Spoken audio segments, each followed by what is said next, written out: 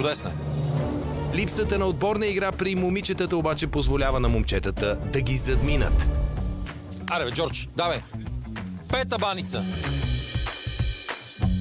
Правил ли си някоя толкова хубава баница? Никога, шеф. Божествена е. Похвала. Още една за днес. Вървим добре. Словейко. О, каква форма. Браво. Тази е съвършена и на форма.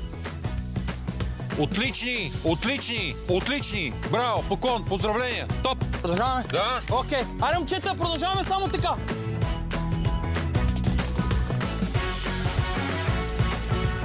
Тия момчета направо ми изпреха часовника. Да, шеф. Спрял часовника. Какво? Пак ли нещо се острахме? Смисъл? В добрия смисъл. Не се извинявай. Божествена. Хубава, хрупкава, златиста отвън. Сочна отвътре. Нямам време дори да се зарадвам. Бързам да се върна да почна следващата. 16 издадени баници за сините срещу 13 за червените. Воден. Нямаш време и такова. Може да И се този видят стрес за крайна. гримовете особено. Да, и гримовете също ги стресира. И къде ще бъдат? Те според мен само за това в момента. Да.